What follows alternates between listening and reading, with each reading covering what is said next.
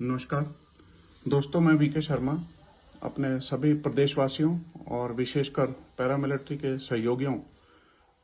का इस पावन बेला पर, इलेक्शन की पावन बेला पर और आने वाले त्यौहार विशेषकर जिसमें गुरपुरब है हमारा, जो कि 8 तारीख को हम मना रहे हैं, उस उपलक्ष्य में आपको शुभकामनाएं देता हूं और चाहता हूं कि आप सबका मनोबल बढ़े और आप सब कुछ सारी जिंदगी जो देश हित के लिए करते आए हैं, अब आने वाले समय में भी आप उस चीज को अपने निजी स्वार्थों से ऊपर रखकर सोचें और कुछ ऐसा कार्य करें जो कि पिछले 70 साल से हम लोग नहीं कर पाए और किसी भी कारण से, जो भी कारण हो, हमको उस पर नहीं जाना है। हमको यही सोचना है कि हम लोग पिछड़े क्यों हैं और आज तक हम स्वाभिमान की इस लड़ाई में, पहचान की इस लड़ाई में पीछे क्यों हैं। आप सबको मालूम है कि हमारा देश पिछले 500-600 साल से गुलाम रहा है। पहले 300 साल मुगलों ने हम पर राज किया, फिर 200 साल लगभग अंग्रेजों ने हम पर शासन किया। बड़े शर्म की बात है कि सिर्फ 10,000 अंग्रेज आए और पूरे देश पर कब्जा किया और 200 साल उसके ऊपर शासन चलाया, फूट वालों शासन करो की नीति अपनाई, जिसकी वजह से हम परतंत्र गुलाम के गुलाम रहे। आज भी पिछले 70 साल में इस गुलामी का जो 500 साल का जो दौरा खून का हमारे शरीर में चल रहा है दोस्तों, ये अभी तक पूरी तरीके से गया नहीं है। इसके लिए हम अभी भी स्वयं के पराधीन हैं। क्यों? हमारे सोचने विचारने की शक्ति अभी इतनी क्षीण हो चुकी है कि हम लोग अपना अच्छा बुरा जानने में सक्षम नहीं है। कई बार लगता है कि क्या हम लोग इतने कमजोर हो गए हैं कि हम लोग अपने निजी स्वार्थों के, छोटे छोटे कामों के, छोटी छोटी बातों की वजह से हम लोग आपस में एकजुट नहीं हो पा रहे हैं। आर्मी जो हमारी देश की सबसे बड़ी जो है डिफेंस की संस्था है, हम उसको सैल्यूट करते हैं और हम उसकी पहचान से अपने आप को पहचान नहीं दिला पा रहे हैं। क्योंकि आर्मी का जब एक आदमी नाम लेता है तो आर्मी बोलता है, वो बेशक एयरफोर्स हो, बेशक नेवी हो, बेशक उसका कोई भी विंग हो, वो आर्मी मैन ही कहलाता है। लेकिन 70 साल हो गए हैं हमारी संस्थाओं को बने हुए, 70 से 80 साल सीआरपी जैसी संस्था को बने हुए भी हो गए, लेकिन इतने 80 साल में हम लोग बूढ़े भी हो गए हैं, ये संस्थाएं बूढ़ी हो गई हैं, लेकिन आज तक इनको ना नाम है ना पहचान है। इसका कारण हमको किसी और के ऊपर नहीं खोजना है, इसका कारण हम स्वयं हैं। दोस्तों, मैं 5 साल पहले जब रिटायर हुआ तो मेरे मन में एक दुविधा थी कि मुझे क्या करना है। तो अगर मैंने पैसा कमाने की नियत होती तो शायद मैं उसके बाद, मुझे अच्छी अच्छी सेवाएं मिल रही थी, मैं शायद वो काम करता। मेरी वो नियत नहीं थी। पैसा कमाने से मेरा कोई मकसद नहीं था, क्योंकि सारी जिंदगी हमने भरपूर खाया है, देश के सेवा भी की है और उसके एवज में बहुत कुछ हमको मिला और हमने उसके ऊपर भरपूर अपना और अपने परिवार का पालन पोषण किया। दूसरी बात, राजनीतिक, मेरा कोई ऐसी राजनीतिक मंशा भी नहीं थी कि हम इस मंच पर आके इसको राजनीतिक मंच की ओर मोड़ें।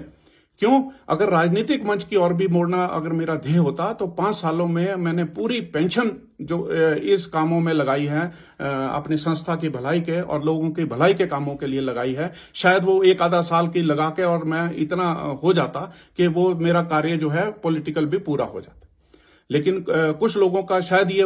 सोच हो सकती है कि हम लोग अभी पॉलिटिकल लाइन में क्यों जा रहे हैं। मैं विस्तार से उस बात को आप लोगों के सामने रखूंगा, लेकिन मेरी दोनों चीजों की मंशा बिल्कुल नहीं थी। पिछले 5 साल से लगातार और पिछले 20 सालों से मैंने अपना एसोसिएशंस का इतिहास पढ़ा है। लगातार मेमोरेंडम पे मेमोरेंडम, मीटिंग्स पे मीटिंग्स और कई कुछ जलसे जुलूस सब कुछ किया जा रहा है। और उसके एवज में हमको क्या मिला कि ये मूर्ख हैं, ये भेड़ बकरी हैं, ये किसी काम के नहीं है और डिसिप्लिन है, इनको कुछ करना भी नहीं है, इसलिए इनके ऊपर ध्यान ना दिया जाए, क्योंकि ये जो है एक चींटी के भांति है इस देश की जनसंख्या में। और यहां पर क्योंकि पॉलिटिक्स में हेड काउंट होता है, इसलिए हेड काउंट में क्योंकि हम लोग इकट्ठे नहीं है, हमारा कोई सिस्टम नहीं है, हमारा कोई अर्धसैनिक बोर्ड नहीं है, हमारे डीजीज को भी पता नहीं है हम कहां हैं, किस संख्या में हैं, कहां पर रह रहे हैं, जीते हैं, मरे हैं, रूल के ऊपर रूल पास हो रहे हैं, लेकिन कोई ऐसा सिस्टम आज तक नहीं बनाया गया जानबूझकर जिससे कि हमारी जो है एक जगह पर इकट्ठा होने, या अपने देश में या अपने प्रदेश में या अपने किसी डिस्ट्रिक्ट में हमारी किसी सही संख्या का मूल्यांकन हो सके। इसी वजह से हम पिछड़े हैं, मूलभूत सुविधाओं से हम पिछड़े हैं, पहचानों से हम पिछड़े हैं। बड़ा दुख होता है कि खून के माफिक इस देश में घूमने वाला, जिसने सारी जिंदगी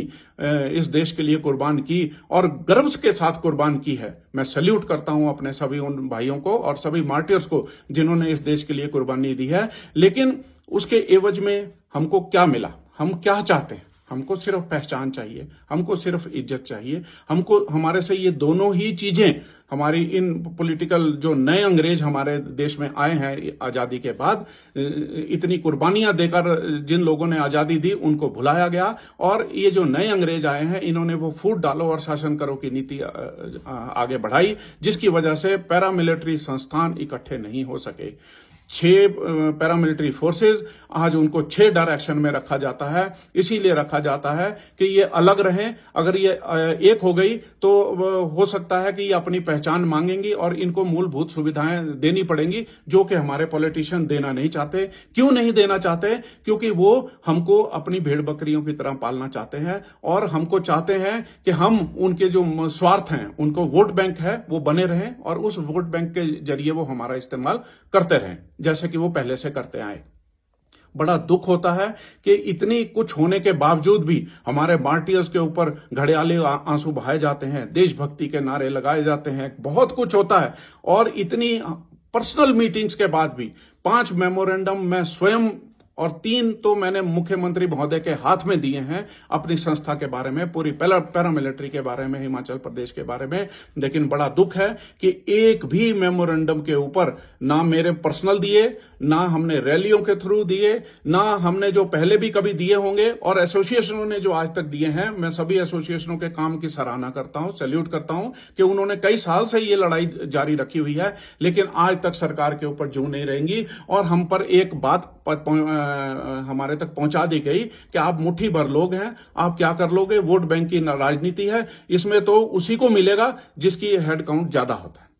और सोने पे सुहागा, सबसे ऊपर विधानसभा के ऊपर ही मुख्यमंत्री महोदय ने हमको चैलेंज कर दिया, सभी को चैलेंज किया है कि अगर आपको पेंशन चाहिए तो आपको आकर इलेक्शन लड़ना पड़ेगा। तो दोस्तों, मुझे तो पेंशन मिल रही है, मुझे तो इसके लिए लड़ाई नहीं लड़नी है। लेकिन हम अगर आने वाले समय के लिए देखें, अपने बच्चों के लिए देखें, भावी पीढ़ियों के लिए देखें, सोशल जस्टिस का होना, सारी सरकारें, सारे देश मानते हैं कि सोशल जस्टिस का होना जरूरी है। और हमारे भी देश और प्रदेश में भी सोशल जस्टिस के नाम पर बड़ी अटल पेंशन योजना, दूसरी वृद्धावस्था पेंशन योजना, हजारों पेंशन योजनाएं लगा दी गई हैं। लेकिन जब बात सेना की आती है, जब अर्धसैनिकों की बात आती है, तो उनसे ये मूलभूत अधिकार भी छीन लिया गया है कि आप सिविलियन हैं।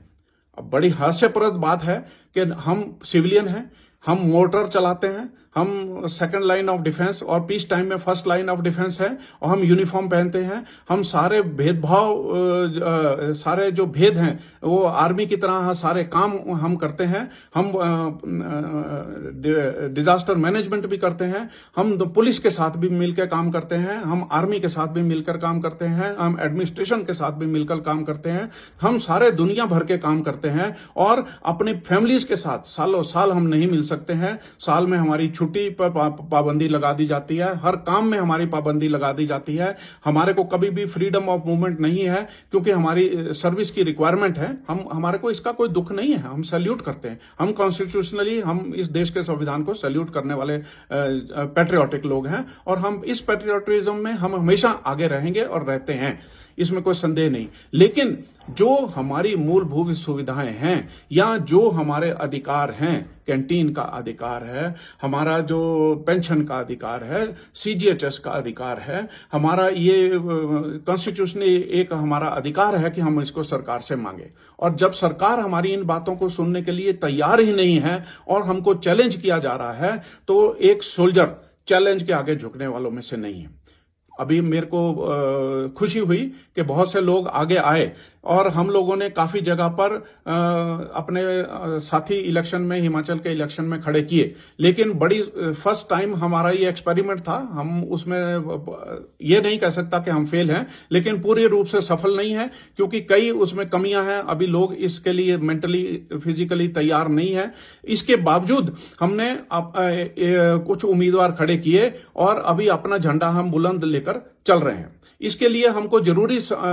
हमको लगा कि हम नेशनल पार्टीज को ना अपनाकर बाकी प्रदेशों की तरह अपनी एक सोशल और लोकल जो हमारी हिमाचली पार्टी है उसके साथ हम अपना एक गठजोड़ करें, जो कि हमारे हिमाचल के जो अधिकार है वो सर्वोपरि रखे, ना कि मे आई गो टू बाथरूम वाला अधिकार कि जो भी नेशनल पार्टी है उसका सीएम भी दिल्ली से होगा, उसके मंत्री भी दिल्ली से होंगे, उसकी योजनाएं भी दिल्ली से होंगी। और क्योंकि हम बहुत छोटी संख्या में हैं इसलिए कभी भी हमारी तरफ ना तो देखा जाएगा। आप सोचिए, जब एक तरफ बिहार या यूपी या बड़े प्रदेशों के 80-80 एमपी बैठेंगे और उसी पार्टी के 4 एमपी हमारे बैठेंगे या 2 एमपी हमारे बैठेंगे, तो किन की सुनी जाएगी और हमारी क्यों सुनेगा कोई? क्योंकि हमारा राष्ट्र, उसमें हमारा कोई जो है नामो निशान है ही नहीं। जब प्रदेश इलेक्शन की बात है तो हमको प्रदेश इलेक्शन में हमारे प्रदेश में क्या हो रहा है, हमारे प्रदेश की मूलभूत सुविधाएं या हमको जरूरतें क्या है, हमको उनके बारे में ध्यान देना है। इसके लिए हमारे को जो लोकल है हिमाचल जन क्रांति पार्टी, उसके साथ सहयोग करना पड़ा। बड़ी बातें हैं दोस्तों जो मैं इस वीडियो के माध्यम से तो नहीं कह सकता, लेकिन छोटी सी बात आपके संज्ञान में जरूर ला देता हूं कि बिजली बनाए हम, पानी नदियों का जाए हमारा, लेकिन बिजली मुफ्त बांटे दिल्ली, बिजली मुफ्त बांटे हरियाणा, बिजली मुफ्त बांटे पंजाब या अन्य प्रदेश, और सारा पानी हमारा हो, नदियों का पानी हमारा हो, लेकिन उसके ऊपर राजनीति करें पंजाब, हरियाणा, हिमाचल या दूसरे पंजाब, हरियाणा और दिल्ली और अन्य प्रदेश और हिमाचल को उसकी रॉयल्टी तक नहीं दी जाती, प्रॉपर तरीके से कुछ नहीं दिया जाता। हम उसके संयोजक हैं, हम उसके सृजक हैं, हम उसको बनाते हैं। हमारी धरोहर है वो, हमारी जो वन संपदा है हमारी धरोहर है, पानी हमारी धरोहर है, बहुत सी चीजें हमारी धरोहर है, लेकिन उन धरोहरों का फायदा हमारे प्रदेश और हमारी जनता को ना मिलकर बाकी प्रदेशों को मिल रहा है। ये क्यों हो रहा है? क्योंकि राष्ट्रीय पार्टी जब स्टेट के ऊपर गवर्न करती है तो वो राष्ट्रीय नीति से ओतप्रोत होती है, उसको हमारी स्टेट से लेना देना नहीं है। हमको राष्ट्र से बहुत कुछ लेना देना है और हम उनके अधिकारों से उनको वंचित नहीं कर सकते और ना हमको करना है और ना किसी प्रकार से हमको उसमें आड़े आना है। हमको ये राष्ट्र को एक रखना है तो हमको सैल्यूट करना है सारी केंद्र की नीतियों को, लेकिन हमको जो हमारा अधिकार है, प्रदेश का अधिकार है, वो तो मिलना चाहिए। हमारे को जो हमारे इलाके में चीज बने और दूसरे को मुफ्त मिले और हमको उसका दुगना पैसा देना पड़े, ये तो हमारे लिए अच्छी बात नहीं है। दूसरा, जब केंद्र और लोकसभा की बात होगी तो वो राष्ट्र नीति की बात होगी, तब हम राष्ट्र के बारे में सोचेंगे और उसके हिसाब से हम वोटिंग पैटर्न बनाएंगे। लेकिन जब प्रदेश की बात है तो हमको प्रदेश के हित में भी सोचना है और प्रदेश के लोगों के बारे में भी सोचना है कि हमारे बीच में इतना अच्छा हमारा देवभूमि है और इतने अच्छे अच्छे पर्यटन स्थल हैं जिनका विकास किया जा सकता है, लेकिन शर्म की बात है कि पिछले 70 साल में ऐसा कुछ भी नहीं किया गया। और अगर ये सारे पर्यटन स्थल हमारे उजागर हो जाएं, इनका विकास किया जाए, तो हमारी जो यहाँ पर मांग है और जो हमारी अनएम्प्लॉयमेंट है, मेरा मानना है कि वो तकरीबन दूर हो जाएगी। ये जो टूरिज्म के अलावा और भी बड़े क्षेत्र हैं, स्कूल क्षेत्र हैं, स्कूल में हमारी उन्नति अभी तक ना के बराबर है। हम चाहते हैं और पैरामिलिट्री संगठन चाहेगा कि हमारे प्रदेश में भी जो है ऐसे स्कूल बने जो कि मॉडल स्कूल से भी अच्छे हों, जिससे हमारे बच्चे जो हैं ना कि केवल शिक्षा, उसके अलावा जो है अन्य खेल के साधनों में भी उन्नति करें और देश का नाम और प्रदेश का नाम रोशन करें। मैं उसका खुद भी एक क्या कहते हैं उस नुकसान सह चुका हूं अपने बचपन में, जब हमारे पास पैसा नहीं था और सरकार हमारी सहायता नहीं करती थी, कि सरकार भी पैसा नहीं देती थी। तो एक जो प्रतिभा वाली शाली जो छात्र है या मेधावी छात्र है या जो प्रतिभा जो खेल कूद में दिखा सकता है, वो आगे नहीं आ सकता है क्योंकि उसके आगे धन की कमी या अन्य संसाधनों की कमी आती है। तो हम चाहते हैं कि हम प्रदेश को उस उन्नत स्तर पर ले जाएं जिससे कि हमारे प्रदेश का नाम बाकी प्रदेशों की तरह इस राष्ट्र में सबसे ऊंचा हो और जो हमारे को अपने प्रदेश पे गर्व है वो इस प्रकार से सामने आए कि लोग अपने मुंह से बोलें कि यस, ये हमारा देश जो है और हिमाचल हम देवभूमि नहीं है, ये स्विट्जरलैंड से भी ऊपर है और यहाँ पर सभी प्रकार के संसाधन हैं। हम लोग सभ्य हैं, हम लोग विनय हैं, हमारा सब लोगों की हम लोग इज्जत करते हैं, देवभूमि में है। हम अपने आने वाले जो टूरिस्ट हैं, जो अपने मेहमान आते हैं, हम उनका भी हमेशा सादर सत्कार करते रहे हैं। लेकिन पिछले कुछ वर्षों में हमारी जो थोड़ी स्थिति है, कानून व्यवस्था की स्थिति भी, उसमें भी काफी जो है खराबियां त्रुटियां आनी शुरू हो गई हैं, जिससे कि हमारे प्रदेश का भी बदनामी हमारे बाहर के प्रदेशों में होने लग गई है। इस बातों से दुखी होकर हमने मुख्यमंत्री महोदय का जो चैलेंज स्वीकार किया और कहा कि हम क्यों ना ऐसे लोगों को खड़ा करें जो कि एमपी एमएलए की पेंशन को भी छोड़ें और उनकी तनख्वाह को भी छोड़ें और कुछ ऐसा करें जो कि ईमानदार हों, स्पष्ट छवि के हों और देश के लिए और अपने प्रदेश के लिए कुछ ऐसा काम करें जो आज तक ना हुआ होगा, ना आगे आसानी से हो पाएगा। तो इस छवि के लोगों को और इस बात को ध्यान में रखते हुए हम इलेक्शन में आए। अगर हमारा इलेक्शन में मेरा स्वयं का कोई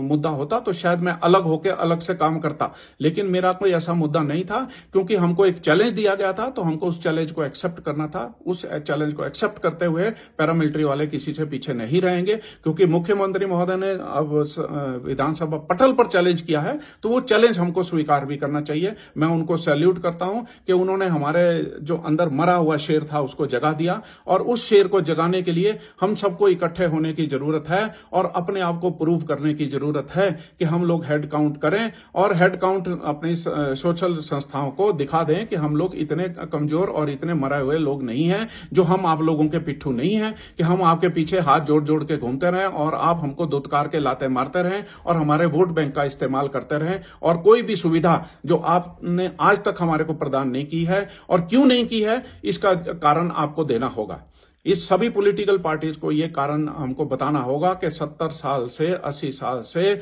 हमको पहचान क्यों नहीं दी गई, हमको मूलभूत सुविधाएं क्यों नहीं दी गई, हमारी कैंटीनें मोबाइल आप विद इन स्टेट इजाजत क्यों नहीं देते हैं। क्या प्रॉब्लम है आपको कि आप हमारे से सब कुछ जीएसटी सीएसटी ले लेते हैं, फिर भी मोबाइल कैंटीन आप जो है चलाने की इजाजत नहीं देते हैं। अर्धसैनिक कल्याण बोर्ड आप क्यों नहीं बनाते हैं, क्यों हिचकिचाते हैं कि अर्धसैनिक कल्याण बोर्ड बन गए तो हमारे जो वोट बैंक है पॉलिटिकल पार्टीज के टूट जाएंगे, क्योंकि एक सिस्टम के रहते सभी हमारे पैरामिलिट्री सदस्यों को जो है सारी मूलभूत सुविधाएं स्वयं की स्वयं मिल जाएंगी। इस वजह से पैरामिलिट्री जो बोर्ड है, अर्धसैनिक बोर्ड है, उसको भी बनाया नहीं जाता। सीजीएचएस की सुविधाएं हमको एक्सटेंड नहीं की जाती हैं, कोई हॉस्पिटल हमारा जो है एम्पैनल नहीं किया जाता है, जो लोकल मेडिकल सुविधाएं हैं वो भी हमको फ्री ऑफ कॉस्ट नहीं दी जाती हैं। तो जब हमको कुछ दिया ही नहीं जाना है तो सिर्फ हमको भेड़ बकरियों की तरह वोट के लिए इस्तेमाल किया जाना है, तो ये हमारे लिए शर्म की बात है। मैं सभी से अपील करूंगा कि अपना सिर उठाएं और ऐतिहासिक इलेक्शन में और कॉन्स्टिट्यूशन को सलाम करते हुए विद इन कॉन्स्टिट्यूशनल राइट्स का इस्तेमाल करते हुए अपने लिए जो है सही जगह पर चुने, ताकि हम आने वाले समय में गर्व से जी सकें और आने वाली पुश्तें जो हैं हमको गाली ना दें कि इन लोगों को सब कुछ मिला, इन्होंने हमारे लिए कुछ नहीं किया। अगर दोस्तों आज हम नहीं जागते हैं तो हम सोए हुए हैं, खत्म हैं, और उसके बाद ना तो हमारी पहचान है, ना आने वाला समय हमारी पहचान करेगा, लेकिन नेगेटिव रूप में करेगा कि ये लोग खा पी के मस्त थे, इनको सब कुछ मिला तो ये भी अंग्रेजों और मुगलों की तरह मस्ती में रहे और चले गए। तो मुट्ठी भर लोग हमको अगर अपना पिट्ठू मानते हैं तो हमको उस बात को नकारना है और हमको अपने देश की चहुमुखी जो है प्रगति के लिए आगे बढ़ना है। जिस विश्वास और जिस आत्मविश्वास के साथ आप लोगों ने जिंदगी भर काम किया है, जिस स्वार्थ को छोड़ के आपने काम किया है, आप आगे आए, अपने जन जन की सेवा करें और उसका भी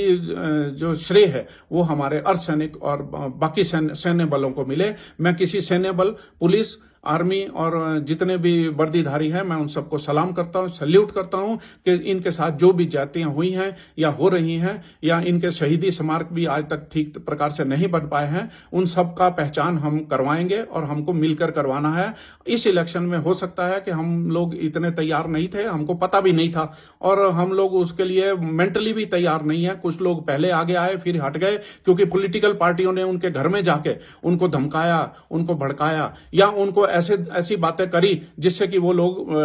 पीछे हट गए, क्योंकि वो आज तक मेंटली रूप से तैयार नहीं थे। लेकिन फिर भी मैं कर्तव्य आप लोगों से प्रार्थना करता हूं कि जितने भी पैरामिलिट्री या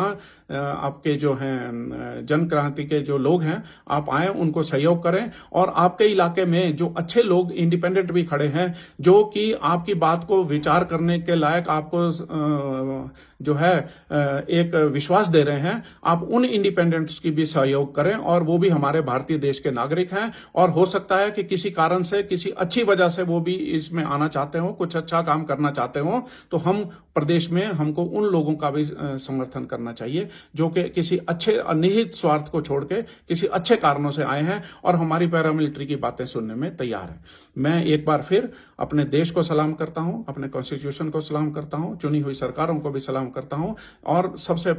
साथ साथ मैं जितनी भी फोर्सेज हैं उनको भी सलाम करता हूं, सैल्यूट करता हूं, लेकिन अपने पैरामिलिट्री भाइयों के अंदर का सोया हुआ शेर जगाने के लिए उनको सैल्यूट करता हूं कि उठिए, जागिए, समय रहते आगे बढ़िए। अगर आप समय को नहीं पहचानेंगे तो समय आपको नहीं पहचानेगा। ज्यादा ना बोलता हुआ मैं एक बार फिर आने वाले समय में आपके उज्जवल भविष्य की कामना करता हूं, आपके परिवारों के स्वास्थ्य की कामना करता हूं और आपके जो विवेक बुद्धि से आप अपनी बुद्धि को इस्तेमाल करें, इसकी भी मैं कामना करता हूं। जय हिंद, जय भारत, जय हिमाचल।